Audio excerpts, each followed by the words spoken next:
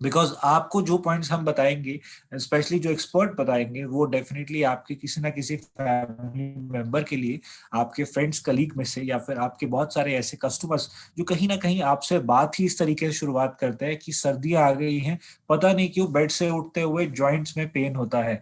सर्दियां आ गई हैं, पता नहीं क्यों सुबह उठते हुए खड़े होने में बहुत ज्यादा प्रॉब्लम आती है। पता नहीं क्यों हम दूध तो पीते हैं बट ऐसा लगता है कि हड्डियों में जान नहीं है। सो ऑल दैट कंसेप्ट, जितने भी थॉट प्रोसेसेस हैं, ये सभी आपको आज हमारे एक्सपर्ट डॉक्टर अमन जैन है आज हमारे साथ जुड़े हुए डायरेक्टली फ्रॉम चंडीगढ़।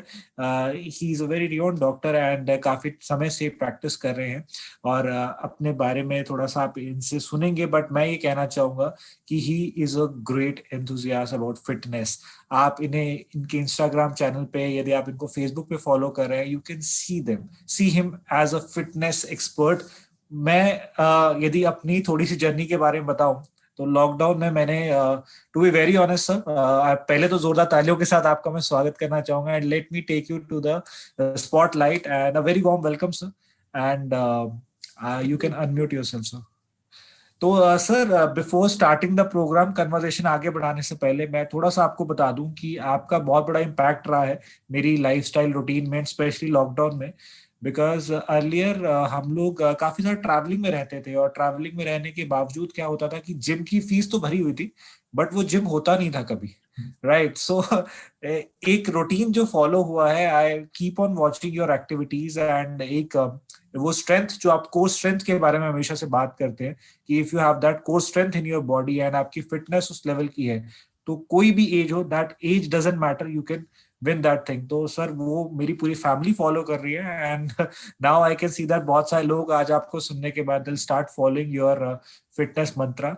तो before taking much time sir, will start the program, and जैसा कि हमने डिजाइन किया इस प्रोग्राम को, सर मैं सबसे पहले ये जानना चाहता हूँ, एंड बहुत सारे लोग भी ये जानना चाहते हैं कि बेसिकली बोन्स और जॉइंट हेल्थ की किस तरीके की है, क्या चीज, राइट? यदि हम इसको बेसिक फंक्शनिंग के तौर पे बात करें, बेसिक एक लेमन तरीके से बात करें, what is bone and how this joint functioning works, तो इसके बारे में थोड़ा सा मैं चाहता हूं कि आज हम इसी पॉइंट से शुरुआत करें, ताकि बहुत सारे लोग हैं जो हमारे साथ टीयर 3 टाउन से जुड़ते हैं, जिनको क्योंकि मैं जानता हूँ कि ये bone health and joint health majorly metropolitan cities में अवेयरनेस कैंपेन्स बहुत होते हैं। But Right. टिपिकली यदि हम बात करें टीयर 3 टाउन में, तो वहां पर एक कंसेप्ट है माइंड में कि दूध पी रहे हैं तो कैल्शियम ले रहे हैं, राइट? तो उस पॉइंट पे हम थोड़ा सा बात करना चाहेंगे। सो डॉक्टर साहब, over to you, the whole stage is waiting Thank for you you, sir. thank you, thank very you, warm welcome Siddharth sir. जी, and a very good evening to everyone. जैसा सिद्धार्थ जी ने बताया, my self Aman, I am a doctor, I am a medical doctor, और चंडीगढ़ में मैं practice कर रहा हूँ। My wife is a dental surgeon. तो पहले मैं गवर्नमेंट जॉब में रह चुका हूँ कुछ साल, और अभी फिलहाल हम अपना प्राइवेट क्लिनिक रन कर रहे हैं। So it's been a great journey overall. अगर मैं बात कहूँ तो विद गॉड्स ग्रेस मुझे अपॉर्चुनिटी मिली हमेशा से ही कि right from my medical school days मैं मेडिकल साइंस के साथ साथ जो फिटनेस साइंस है उसमें भी मेरी एक एंगेजमेंट बहुत on a very serious and a very passionate note रही। तो वो कॉम्बिनेशन हमारे लिए, हमारी फैमिली के लिए, और जितना भी हमारा सर्कल जिनके साथ हम टच में आते हैं उनके लिए बहुत ही अमेजिंग एक्सपीरियंस हमारे लिए भी रहा, जैसा सिद्धार्थ ने भी अभी मेंशन किया। So this is what gives me that kick कि one is a medical part but one is a prevention part. एक तो पार्ट वो है जहां पर पीपल कम टू अस जब उनको ऑलरेडी कोई प्रॉब्लम हो जाती है। एक पार्ट है जिसमें कि we can play a role as a preventionist, और वो कोई भी हो सकता है। उसके लिए कोई नेसेसिटी नहीं है कि हमें एक मेडिकल प्रोफेशनल ही होना चाहिए। और जिस अमेजिंग अपॉर्चुनिटी एक इस प्लेटफॉर्म में हम सब आज कनेक्ट हुए हैं, उसके थ्रू आज कोई भी एक चाहे तो एक बहुत अच्छा एक रोल मॉडल बन सकता है, जो कि लोगों की लाइफ में प्रिवेंशन का रोल प्ले कर सकता है मल्टीपल फील्ड में। आज हम डिस्कस करेंगे primarily bones and joint health के बारे में। तो जैसा ओपनिंग क्वेश्चन जो सिद्धार्थ का रहा, that is what exactly are bones and joint. तो बोन्स और जॉइंट्स है क्या? अगर उसको हिंदी में हम परिभाषित करें तो जो हमारी हड्डियां हैं और जोड़ हैं, जो बोन्स को हड्डियों को जोड़ते हैं, वो जॉइंट है, और बोन हमारा जो बेसिक सबसे हार्डेस्ट स्ट्रक्चर है हमारी बॉडी का, जो हमारे बॉडी का स्केलेटल है, जिसके ऊपर पूरा का पूरा ढांचा हमारा बॉडी का खड़ा है। जैसे एक इमारत है, बिल्डिंग है, उसके अंदर जितनी भी आयरन का जो स्ट्रक्चर होता है जो एक फाउंडेशन देता है, वैसी बोन्स हमारी बॉडी को एक फाउंडेशन देती है। तो बहुत ही इंपॉर्टेंट है कि जो हमारी बोन्स हैं उसकी सॉलिडारिटी, और उसमें जो जितने भी उसके अंदर न्यूट्रिएंट रिक्वायर्ड हैं जो उसकी बोन की फॉर्मेशन में हेल्पफुल हैं, वो अगर सही मात्रा में हमारे बॉडी में रहेंगे तब वो बोन स्ट्रांग रहेगी। अदरवाइज एन नंबर ऑफ बीमारियां हमको लग सकती हैं। और आज की डेट में ये जितने भी हमको बोन्स और जॉइंट्स रिलेटेड चैलेंजेस हैं वो बहुत ज्यादा कॉमन हो गए हैं। ऐसा नहीं है कि एक एल्डरली पर्सन जो कि 50s में या 60s में उन्हीं को बोन्स या जॉइंट पेन हो। आज की डेट में वो जो एज गैप है वो रिड्यूस होकर 30s में आ गया, 20s में आ गया। इवन हम बहुत सारे बच्चों को, यंगस्टर्स को देखते हैं अपने अर्ली, मतलब इवन इन देयर चाइल्डहुड, जब उनको बहुत ज्यादा बोन्स और जॉइंट्स रिलेटेड चैलेंजेस होने शुरू हो गए। तो आज ये हमारी अटेम्प्ट रहेगी आपके साथ डिस्कस करने की कि एग्जैक्टली क्या कॉमन प्रॉब्लम्स हैं जो आज की डेट में लोग फेस करते हैं बोन्स और जॉइंट्स के साथ रिलेटेड, और क्या चीजें हम कर सकते हैं जो कि उसमें हमें प्रिवेंशन का एक बहुत ही इंपॉर्टेंट रोल प्ले कर सकता है। और बहुत सारी ऐसी चीजें हैं जो बहुत सिंपल सिंपल डिसीजंस हैं, but yet they are very very effective. तो आइए चलते हैं, स्टार्ट करते हैं अपनी जर्नी। तो जैसे हमने बात की कि हमारी बॉडी में we have more than 200 bones in our body. 200 से ज्यादा, अबाउट 206 बोन्स है हमारी बॉडी में। There are so many joints हमारी बॉडी में। कोई जॉइंट ऐसा है जिसमें कि फुल मूवमेंट होती है, कोई जॉइंट ऐसा है जिसमें सिर्फ 90 डिग्रीज मूवमेंट होती है। तो हर चीज का अपना एक सिग्निफिकेंस है। पर अगर हम प्रॉपर मोबिलिटी नहीं रखेंगे अपने जॉइंट्स की और अपनी बोन्स की, आज की डेट में हम फिजिकल उतने स्ट्रेस में नहीं रहते। हमारा सीडेंटरी काम है, हम बैठ के ज्यादातर काम कर रहे हैं। तो होता क्या है विद एज, जो चीज पहले 60 प्लस में या 70 प्लस में फील करते थे हमारे जो हमारे पूर्वज हैं, हमारे एल्डरलीज हैं, बट आज की डेट में वही सब चैलेंजेस जल्दी होने लगे हैं क्योंकि हम यूज नहीं कर रहे उस चीज को, और वो वीक होने लग जाती है। तो कॉमन कॉमन प्रॉब्लम्स क्या हैं जो बोन्स और जॉइंट्स के साथ रिलेटेड हमको होती है? सबसे पहला जो है वो है एज रिलेटेड। एज के साथ, एक नेचुरल एजिंग के साथ, एक ऐसा कॉमन चैलेंज हमको जॉइंट्स के अंदर फील होता है और बोन्स में फील होता है। जॉइंट्स में जो चैलेंज फील होता है उसको कहते हैं ऑस्टियोआर्थराइटिस। उसमें क्या होता है कि हमारी को पेन होने लग जाती है, व्हेनेवर हमारे जॉइंट में स्वेलिंग होने लग जाती है, पेन होने लग जाती है हमारे जॉइंट में जब भी हम मूव करते हैं। वो पेन हमारे नी में, घुटनों में हो सकती है, हमारे एंकल में, हमारे पैरों की गिट्टियों में हो सकती है, हमारे हिप जॉइंट में हो सकता है, हमारे शोल्डर में, एल्बो में, नेक में, हमारी स्पाइन, वर्टिब्रल कॉलम में हो सकता है। सबसे ज्यादा कॉमन ये जो चेंजेस आ रहे हैं आज की डेट में वो नी में आ रहे हैं और हमारी स्पाइन के अंदर आ रहे हैं। उसके भी अगेन बहुत सारे रीजंस हैं। और होता ये है कि जो हमारी बॉडी का वेट और इम्पैक्ट है, हमेशा जब भी हम चलते हैं, कोई भी एक्टिविटी करते हैं, तो वो सारा इम्पैक्ट हमारे नी पर पड़ता है, हमारी बैक पे पड़ता है। दैट्स वाई उसकी डी जनरेशन जल्दी होती है। बट उसकी रिकवरी के लिए जो चीजें चाहिए, जो हमारे बॉडी का पोस्चर होना चाहिए, जो बॉडी की हमें मूवमेंट करनी चाहिए स्पाइन रिलेटेड, नी रिलेटेड, वो आज की डेट में हम नहीं कर रहे। बहुत सिंपल सी बात देखिए, आज की डेट में बहुत कम परसेंटेज ऐसे लोग हैं जो जमीन पे बैठ के खाना खाते हैं, जमीन पे बैठते हैं। होता यह है कि जब हम बचपन से ही जमीन पर नहीं बैठ रहे, फ्लोर पर क्रॉस लेग करके नहीं बैठ रहे, या वज्रासन में नहीं बैठ रहे, जो बेसिक योगा के पोजेस भी हैं, तो इवेंचुअली जैसे ही हम 20s में 30s में आते हैं तो हमारे जॉइंट्स में स्टिफनेस आनी शुरू हो जाती है और वही पेन में कन्वर्ट होने लग जाती है। और वो ही ये एज रिलेटेड ऑस्टियोआर्थराइटिस को फास्ट करता है, प्रोसेस को। सेकेंडली, बोन रिलेटेड जो एज रिलेटेड चैलेंज है वो है ऑस्टियोपोरोसिस, जिसमें कि हमारी बोन्स जो है उसके अंदर जो कैल्शियम और विटामिन डी की डेंसिटी कम होने करके वो वीक हो जाती है। आप समझिए कि एक ऐसी दीवार बन जाती है जिसमें से बहुत सारी ब्रिक्स, ईंटें मिसिंग है। तो वो दीवार खड़ी तो जरूर है, पर क्योंकि ब्रिक्स मिसिंग है तो वो अगर उसके ऊपर कोई भी इम्पैक्ट पड़ेगा, दीवार के ऊपर कोई भी उसको धक्का लगेगा, कोई उस पर चोट लगेगी, अर्थक्वेक आएगा, तो वो दीवार ढह सकती है ज्यादा जल्दी। उसी प्रकार हमारी बॉडी है, अगर वो बॉडी में हमारी राइट क्वांटिटी में कैल्शियम और विटामिन डी नहीं रहता तो वो इतनी वीक हो जाती है कि कोई भी स्ट्रेस या स्ट्रेन हमारी बॉडी में पड़ता है, हम कोई एक्सटेंसिव एक्टिविटी करते हैं, हमको एकदम से कुछ भी करना पड़ता है, या हम बीमार पड़ते हैं, तो वो बोन्स बहुत ज्यादा हमको प्रोमिनेंटली बताती है कि कुछ कमी है हमारी बॉडी के अंदर। सेकेंड जो चैलेंज है जो आजकल बहुत कॉमनली फेस हो रहा है वो है रूमेटॉइड आर्थराइटिस, गठिए की प्रॉब्लम जो है वो एक तरह का हमारा इम्यून सिस्टम डिसऑर्डर है, और ये हमारी बॉडी में कुछ ऐसे तत्व बनने शुरू हो जाते हैं जो हमारे अगेंस्ट वर्क करते हैं, जॉइंट्स के अगेंस्ट वर्क करते हैं, और हमारे छोटे छोटे जॉइंट्स में स्वेलिंग्स होने शुरू हो जाती है। इवन स्मॉल जॉइंट जैसे हमारे हाथों के और पैरों के जॉइंट्स मुड़ना शुरू हो जाते हैं।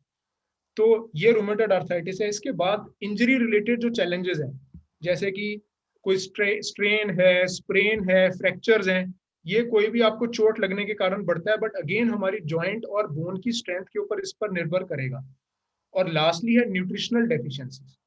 न्यूट्रिशनल डेफिशिएंसीज इतनी ज्यादा बढ़ गई हैं और उसका इतना एक ह्यूज इम्पैक्ट है, जो बाकी सारे चैलेंजेस है, एज रिलेटेड चैलेंज है, इम्यून सिस्टम रिलेटेड चैलेंज है, या इंजरीज रिलेटेड जो चैलेंज है, जो न्यूट्रिशनल डेफिशिएंसीज एक इतना इंपॉर्टेंट रोल प्ले कर रही हैं कि उसने हमारी पूरी हेल्थ को बहुत स्टेप्स पीछे ले जाती है।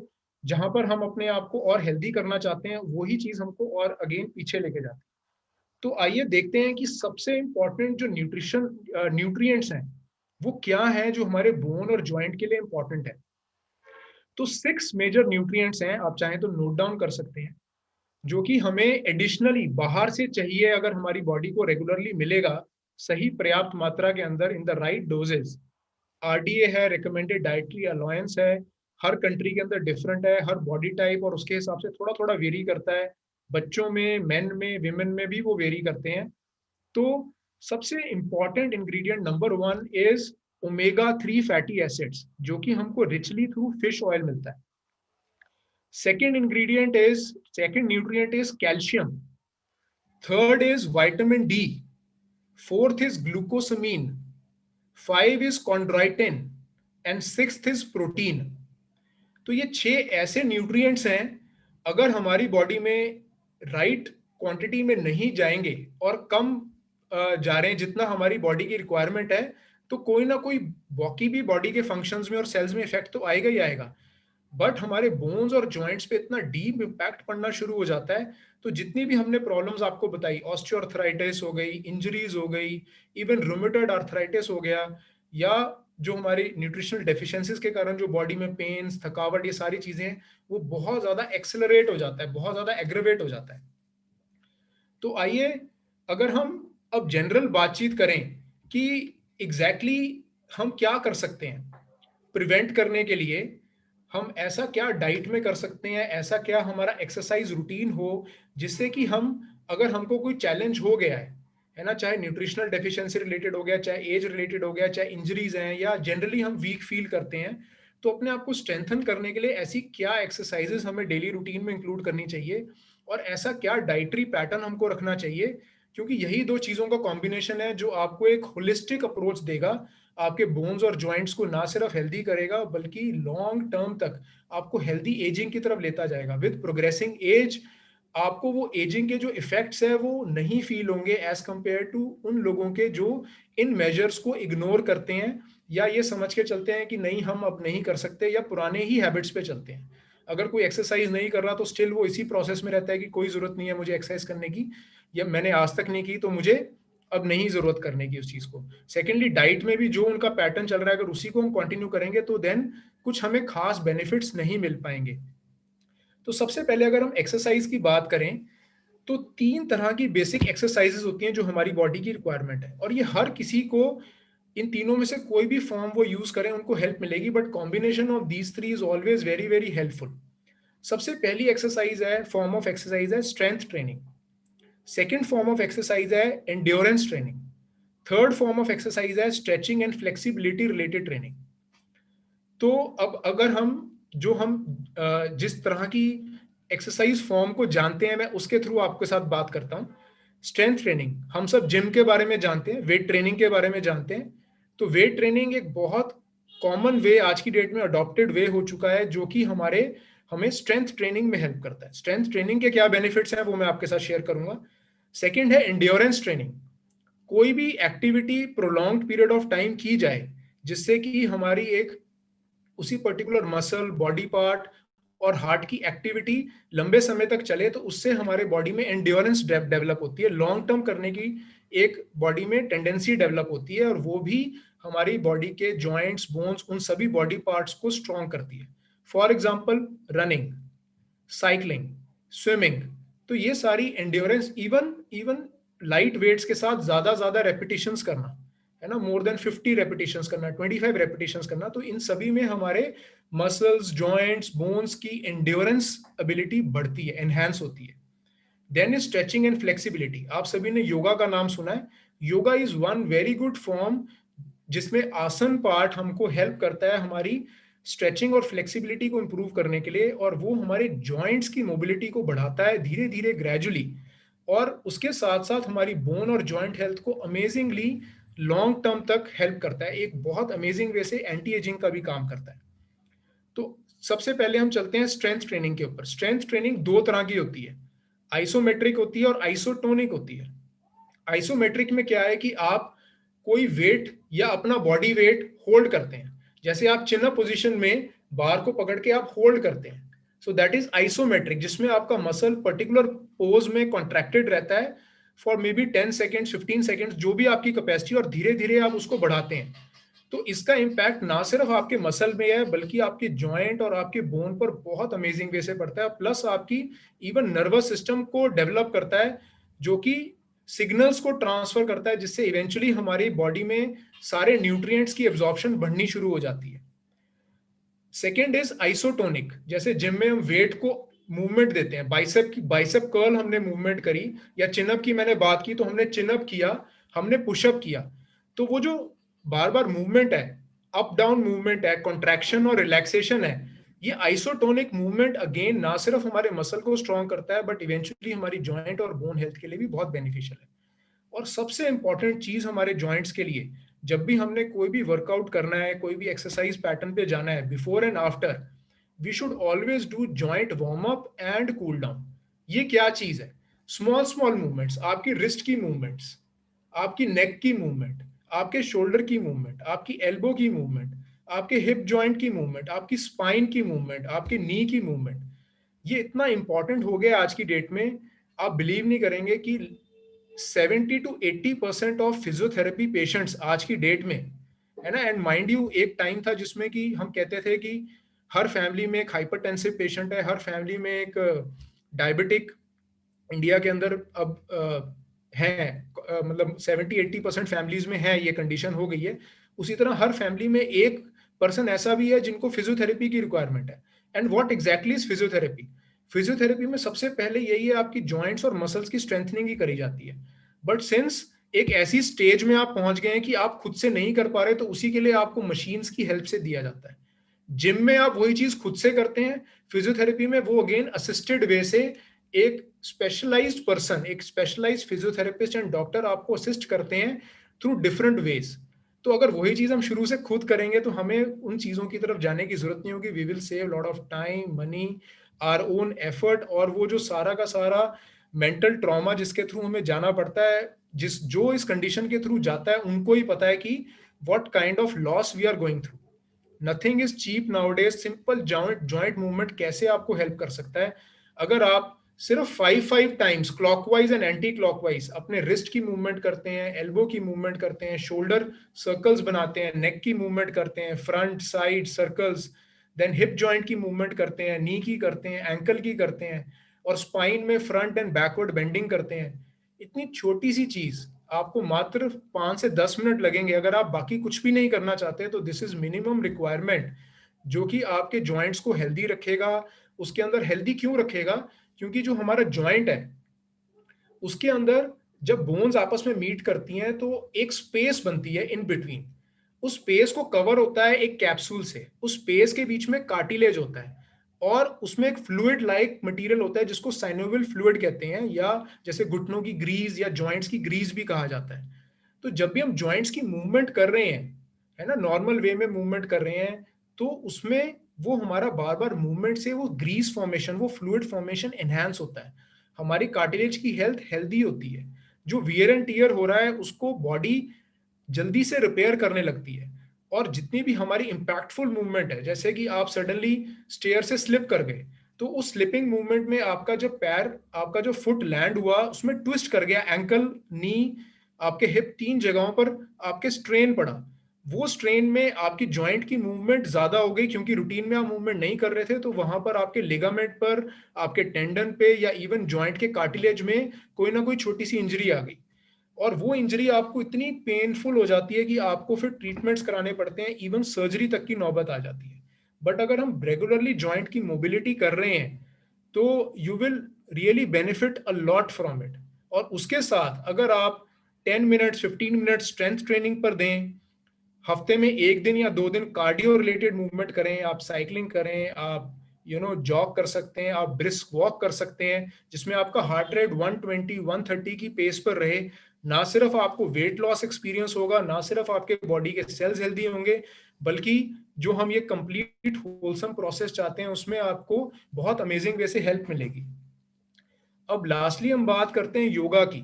Yoga is a very deep science, इसमें बहुत सारे कंपोनेंट्स हैं। आसन part is just one component, but now days it's very very popular.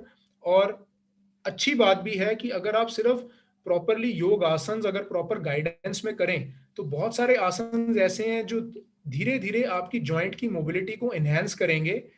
ना सिर्फ वो मोबिलिटी को एनहेंस करेंगे, बल्कि पुरानी इंजरीज को रिकवर करने में भी हेल्प करेंगे, आपके मसल्स की फ्लेक्सिबिलिटी को एनहेंस करेंगे। और एक और बहुत इंपॉर्टेंट पार्ट है, जैसे मैंने अभी मेंशन भी किया, कि आपका जो मसल है, हमारी बॉडी में जो मसल्स हैं, मसल जॉइंट के साथ डायरेक्टली नहीं कनेक्ट होते, मसल जॉइंट के साथ कनेक्ट होते हैं या बोन के साथ कनेक्ट होते हैं। मसल हमारा बन जाता है टेंडन की फॉर्म में, और बोन्स आपस में लिगामेंट्स के थ्रू कनेक्टेड होती हैं। तो ये सारे सॉफ्ट टिश्यूज बहुत इंपॉर्टेंट है, लिगामेंट भी, टेंडन भी, मसल भी। और जैसा आप जॉइंट हेल्थ की बात करें, जॉइंट के बीच में कार्टिलेज भी, ये सारे टिश्यूज इतने इंपॉर्टेंट है, और इन सभी में ये सभी तरह की ट्रेनिंग्स बहुत अमेजिंग रोल प्ले करती है। डिफरेंट आसन हैं जो आपकी स्ट्रेंथ में हेल्प करेंगे, कुछ आसन हैं जो आपकी फ्लेक्सिबिलिटी में हेल्प करेंगे। तो बेस्ट कॉम्बिनेशन क्या होगा, वो that is you are a better जज फॉर दैट, कि आपकी नीड क्या है, you must go for it. So this is one way, exercise, and what exercise suits you best, आपका temperament, you should always go for that. Just 20 to 30 minutes a day will give you amazing results. Second important thing, जो prevention in bones and joint health, is the nutrition part. मैंने आपके साथ 6 nutrients की बात की, आइए थोड़ा सा इलेबोरेट करते हैं। Omega 3 fatty acids, omega 3 fatty acids हमें रिचली फिश ऑयल्स के थ्रू मिलते हैं, जिसमें again salmon, mackerel, anchovy, these are the best one. उसके अलावा बहुत सारी फिशेज हैं, जैसे कॉड लिवर फिश हैं, या और भी बहुत सारी फिशेज हैं जिनमें हमें अगेन ओमेगा 3 मिलता है, but in very less quantity. Omega 3 fatty acids richly present होता है फ्रेश वाटर फिशेज में, दैट्स वाई सैल्मन फिश में सबसे ज्यादा क्वांटिटी में रहता है। एक और इंपॉर्टेंट पार्ट इसमें अंडरस्टैंड करने का ये है, that is the fish oil के अंदर 3 इंपॉर्टेंट इंग्रेडिएंट्स होते हैं जो हमारे ना सिर्फ बोन्स और जॉइंट्स के लिए हेल्पफुल है, बल्कि हमारे हार्ट हेल्थ के लिए या हमारे सारे बॉडी के सेल्स के लिए हेल्पफुल है। That is EPA, DHA and ALA। जितनी ज्यादा मात्रा में EPA और DHA रहेगा, ये कुछ कंपाउंड्स हैं, कुछ मॉलिक्यूल्स हैं जो कि फिश ऑयल्स में प्रेजेंट रहते हैं, और ओमेगा 3 फैटी एसिड्स इन 3 तरह के होते हैं। इसकी रिचनेस पे डिपेंड करेगा कि वो सोर्स हमारा कितना अच्छा सोर्स है। बहुत सारे फिश ऑयल्स ऐसे हैं, आप इवन अगर कैप्सूल फॉर्म में या सप्लीमेंट फॉर्म में कंज्यूम करें, तो आप बॉटल पे देखेंगे fish oil 1000 mg, 1500 mg, you become happy, but उसमें EPA DHA बहुत कम क्वांटिटीज में रहता है। तो you have to choose the right supplement जिसमें कि EPA DHA levels are in the right quantities, so that आपको रियल बेनिफिट्स मिलें और आपकी बोन और जॉइंट हेल्थ में हेल्पफुल हो। कितने बेनिफिट्स हैं ये मैं आपको बता नहीं सकता इसके बोन्स और जॉइंट्स में। ना सिर्फ ये आपकी बोन्स और जॉइंट्स की स्ट्रेंथनिंग में हेल्प करता है, बल्कि एक बहुत बेनिफिशियल एंटी इन्फ्लेमेटरी का काम करता है। अगर कोई भी तरह का स्ट्रेस स्ट्रेन पड़ चुका है आपके जॉइंट पे या बोन पे, तो एंटी इन्फ्लेमेशन का काम करता है ये ओमेगा 3 फैटी एसिड। बहुत सारी और चीजें हैं इसके अंदर। नेक्स्ट हम आते हैं कैल्शियम के ऊपर। कैल्शियम अगेन बहुत वाइडली यूज एक टॉपिक है। जैसे हमने बात की नेचुरल सोर्सेज क्या है कैल्शियम के, डेयरी प्रोडक्ट्स, मिल्क है, चीज है, yogurt, dark green leafy vegetables हैं, फिर ब्रोकली है, and then again fishes. Fishes में भी कैल्शियम प्रेजेंट रहता है, but in very minute quantities. So अब अगर हम बात करें कि आज की डेट में हम कितना डेयरी प्रोडक्ट सेल्फ कंज्यूम कर रहे हैं, और जो डेयरी प्रोडक्ट हम कंज्यूम कर रहे हैं उसकी रिलायबिलिटी क्या है। पुराने जमाने में मैं भी खुद 15 ईयर्स बैक की बात करूं तो I was consuming 1 litre of milk every day, but now days I don't consume milk at all. तो मेरा कैल्शियम कैसे पूरा होगा? मैं बहुत सारे लोगों को जानता हूं even in the world of fitness, those who are not taking milk और एनी डेयरी प्रोडक्ट, तो उस केस में तो फिर कैल्शियम पूरा ही नहीं होगा हमारा। But mind you they are very very fit. क्यों? क्योंकि बैलेंस वे में, राइट वे में वो अपने और चीजों के थ्रू और वेजिटेबल्स के थ्रू या राइट सप्लीमेंट्स के थ्रू अपने कैल्शियम के इंटेक को पूरा करते हैं। हमने कंडीशन की बात की थी ऑस्टियोपोरोसिस, जिसमें हमारी बोन्स में वीक हो जाती हैं, यानी कि गैप्स आने शुरू हो जाते हैं हमारे बोन्स में, और वो कैल्शियम की डेफिशिएंसी से होते हैं, कैल्शियम एंड मैग्नीशियम की डेफिशिएंसी से होते हैं। अगर राइट क्वांटिटीज में कैल्शियम और मैग्नीशियम हमारी डाइट में नहीं है, कैल्शियम कितना चाहिए? 1000 से 1200 मिलीग्राम एवरीडे हमारी बॉडी को चाहिए।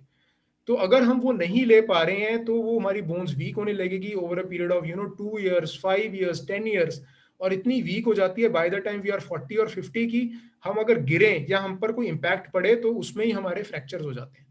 सो calcium is that important an ingredient. Then third ingredient is vitamin D. Vitamin D को सनशाइन विटामिन भी कहते हैं क्योंकि हमको सनशाइन के थ्रू मिलता है, बट ऐसा नहीं है कि अगर मैं कपड़े पहनकर धूप में बैठ जाऊंगा तो मुझे विटामिन डी मिलेगा। उसके लिए मुझे अपनी बैक को एक्सपोज करना होगा, मुझे अपने शोल्डर्स, अपने बॉडी का सरफेस एरिया, चेस्ट, लेग्स, इनको एक्सपोज करना होगा, और मिनिमम 20 to 25 मिनट्स के लिए। इंडिया एक ऐसी कंट्री है जहां पर through out the year sunshine अच्छी रहती है, बट स्टिल हमें मॉर्निंग जो 7 to 9 AM वाली सनशाइन है, that is the best sunshine. Summers में वो even early 6 AM to 8 AM की जो सनशाइन है, उसमें जब हम 20 to 30 मिनट्स तक अपने स्किन को एक्सपोज रखते हैं और जब हमारी स्किन रेड हॉट होती है, ओनली देन आपकी बॉडी में विटामिन डी बनता है।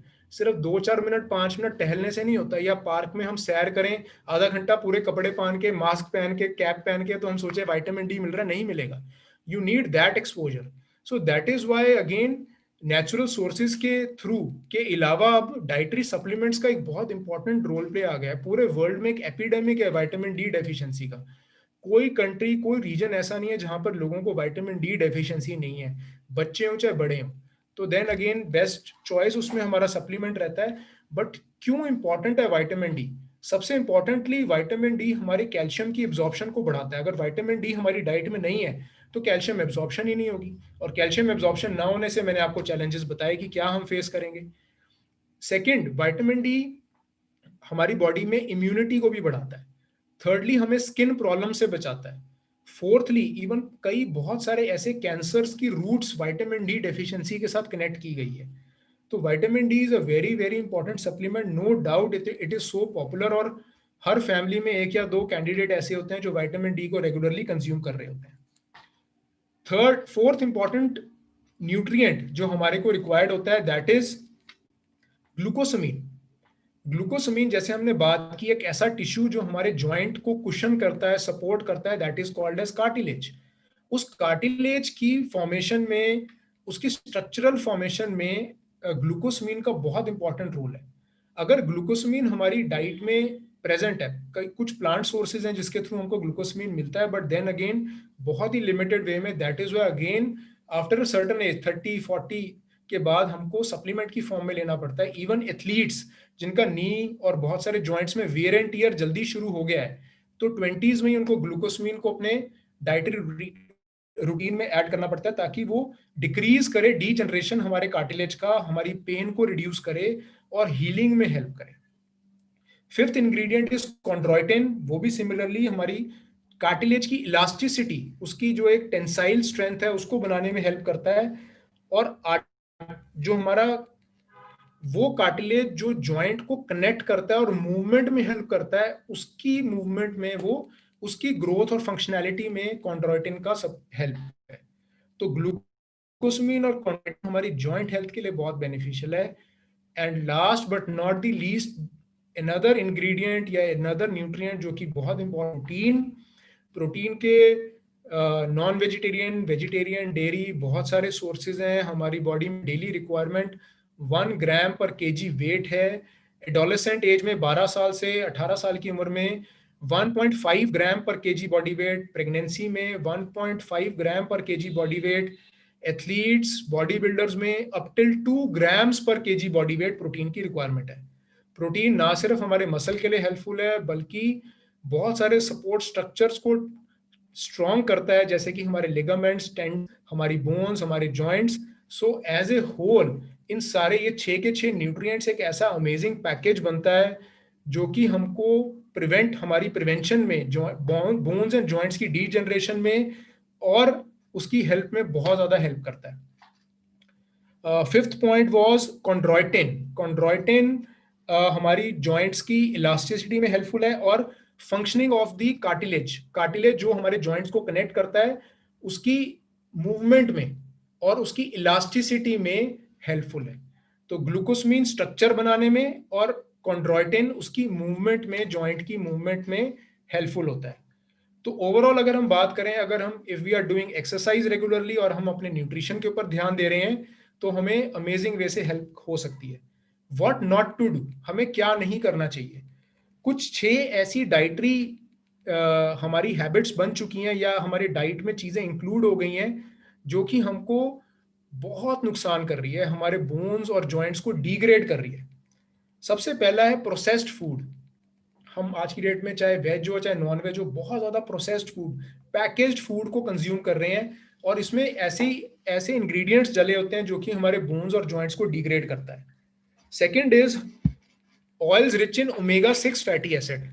हम बहुत ज्यादा रिफाइंड ऑयल्स और वेजिटेबल ऑयल्स का consumption pan India, pan world बहुत ज्यादा बढ़ चुका है और ओमेगा 6 जितना ज्यादा रिच होगा और ओमेगा 3 कम होगा वो भी हमारी बोन्स और जॉइंट्स के लिए डिग्रेडिंग है। ऐसा नहीं है कि ओमेगा 3 की डेफिशिएंसी है तो सही है, बट ओमेगा 3 कम है तो ऑयल में मिल क्या रहा है? ऑयल में आपको ओमेगा 6 मिल रहा है और वो भी ज्यादा एक्सेस में आपकी बोन्स और जॉइंट्स को डिग्रेड करता है। Thirdly red meat and fried foods. Fourthly refined carbohydrates जैसे कि कोल्ड ड्रिंक्स हो गए, चिप्स हो गए, कुरकुरे हो गए, है ना, जो बच्चे बहुत लाइक करते हैं, है ना, और हम सब ने भी किसी ना किसी स्टेज में एक्सेसिवली कंज्यूम किया है, तो वो बहुत डिग्रेड करता है हमारे बोन्स और जॉइंट्स को। फिफ्थ इज चीज and high fire fat dairy. हमें पिज्जाज पसंद है, बर्गर्स पसंद है, टू मच मेयोनीज पसंद है। ये सारी टेस्टी चीजें जितनी बन गई है ना, ये अगेन हमारे बोन्स और जॉइंट्स को डिग्रेड करती है। मैं ये नहीं कह रहा कि आप बिल्कुल बंद कर दो, कई लोग हैं जिन्होंने बिल्कुल बंद किया हुआ है, बट अगर आप मिनिमाइज करेंगे तो ही आपको इफेक्ट्स पॉजिटिव नजर आएंगे। आपको अच्छी चीजों का इनपुट करना है और कुछ चीजों को आपका अपने डाइट से एक्सपेल करना है सो दैट एक होलिस्टिकली आपको हेल्प मिले। And lastly is alcohol. Excessive consumption of alcohol again degrades our bones and joints.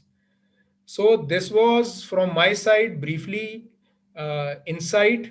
I hope you all benefited from this small session, my small experience, and it was lovely and amazing talking to you guys. Uh, Thank you very much, and I'd like to invite Mr. Siddharth again. Thank you, sir. Thank you. Thank you so much, sir, to you for such a great information. और sir मैं आपको यदि honestly feedback दूँ ना, हमेशा whenever I heard you twice and this is the third time, there's always एक नया point add होता है and जो हमारी audience को definitely बहुत पसंद आता है and definitely I can see the comments are always in your favor. हमेशा से बहुत सारे कमेंट्स आते हैं हर इवेंट में, आज भी आ रहे हैं, people are really liking it. And doctor साहब, अ वेरी क्रिस्प पॉइंट जो आपने बताया ना जिस तरीके से, बिकॉज सी हम हमेशा यही सोचते रहते हैं कि हमें बहुत कुछ खाना है ताकि हम अपनी बोन्स को और अच्छा से कर पाए, हम अपने जॉइंट्स को और अच्छा कर पाए, but the way you told everything about कि किस तरीके से फिटनेस रिजीम, एक छोटा सा एग्जांपल की जमीन पर बैठने से भी आपके जॉइंट्स की मूवमेंट शुड बी बेटर। तो thank you so much for your such a great experience and आपका बहुत समय बहुत ज्यादा हमने ले लिया है, बट आई डेफिनेटली, ये बहुत सारे लोगों ने अपने कमेंट्स यहाँ पे कर रहे हैं, they are this worthful. Sir thank you so much for your valuable time. And sir एक ना जाते आते मैं एक पॉइंट पूछना चाहूंगा जो मैं हमेशा पूछना चाहता था जब मैं किसी एक्सपर्ट से मिलूं। आजकल बहुत सारे लोग अपना सिटिंग पोस्चर बिल्कुल हमारा खराब हो चुका है, that's what I understand, right, क्योंकि हमारा ज्यादातर टाइम हम ऑनलाइन बैठते हैं, राइट, एंड लैपटॉप के सामने बैठते हैं या जूम मीटिंग्स अटेंड करते हैं। तो what should be, because I know you as a fitness expert, तो व्हाट शुड बी द हमारी बॉडी का पोस्चर किस तरीके से होना चाहिए सो दैट जो बैक इंजरीज होती हैं, राइट, जो हमारा पोस्चर खराब होने की वजह से बहुत सारे चैलेंजेस होते हैं, उसे किस टाइप से हम ठीक कर पाए। तो मतलब समथिंग अराउंड कुछ ऐसे ही या टेक्निक आप डेफिनेटली, बता पाए, that will be great. Definitely, because posture जो हमारा बैठने का, खड़े होने का, वॉक करने का इज वेरी वेरी इंपॉर्टेंट। तो अगर हम बात करें कि अ, अगर हम बैठने की बात करें तो बहुत ज़्यादा इंपॉर्टेंट है कि सबसे पहले हम फ्लोर पे बैठना शुरू करें, चाहे 5 मिनट ही एवरीडे। चाहे आप एक हैबिट बनाएं कि खाना खाने के बाद आपने वज्रासन में बैठना है, जैसे कि नमाज पढ़ने के समय बैठा जाता है, तो वो वज्रासन उसको कहा जाता है। तो वो आपके डाइजेशन के लिए भी अच्छा है, बल्कि आपकी जॉइंट्स के लिए भी अच्छा है। अगर वैसे नहीं बैठा जाता तो सिंपल क्रॉस लेग करके बैठें। अगर क्रॉस लेग करके नहीं बैठा जाता तो आप फ्लोर पे बैठें, बट एक पिलो रख लें, पिलो के ऊपर बैठें, नीज आपकी फ्लोर पे रहेंगी, आपका जो हिप जॉइंट है, जो बोन है, टेल बोन है, वो पिलो पे आ जाएगी। पिलो उतना सॉफ्ट नहीं होना चाहिए, तो वो आपको अमेजिंग वे से हेल्प करेगा। आप थोड़ा सा, आपकी जो हिप है वो रेज हो जाएगा सरफेस पे, एंड नीज नीचे होंगी, तो आप देखेंगे कि आप बैठ पाएंगे। इवन अगर आपको नी पेन है तो आप बैठ पाएंगे, और बीच बीच में आप नीज को स्ट्रेट कर सकते हैं। बट ये अमेजिंगली आपको हेल्प करेगा in order to correct your back posture.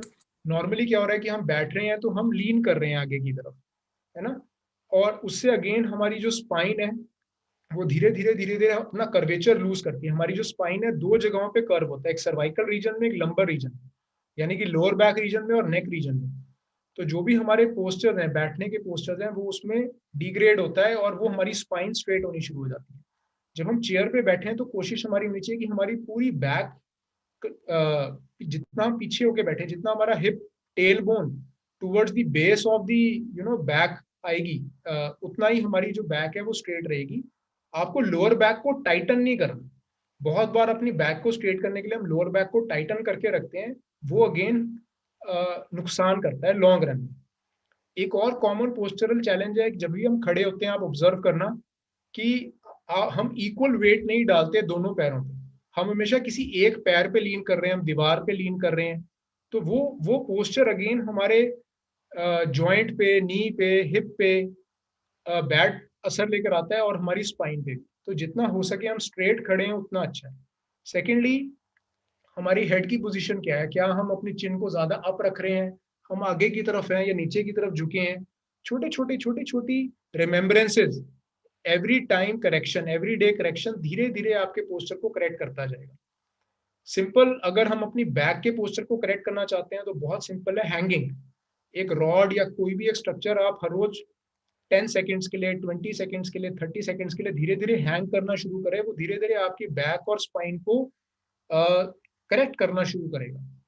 Definitely bending में, अगर हम बैक बेंडिंग ऐड करेंगे रूटीन के अंदर, चाहे लेट के, चाहे बैठ के, चाहे खड़े होके, वो हमारी स्पाइन के लिए बहुत हेल्दी है। रीजन बीइंग, सारा दिन हम फॉरवर्ड बेंडिंग करते हैं, बैकवर्ड बेंडिंग कब करते हैं?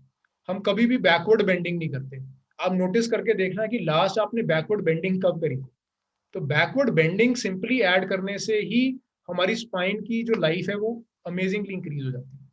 और यही बेसिक पोस्चर्स हैं कि कैसे हम खड़े हो रहे हैं, हम बैक बेंडिंग करें, कैसे हम बैठ रहे हैं, और फ्लोर पे जब बैठे हैं तो कैसे बैठ सकते हैं। यही 3-4 बेसिक मूवमेंट्स हैं जो हमको हेल्प कर सकते हैं। Over to Siddharth. Thank you so much doctor साहब, thank you so much sir.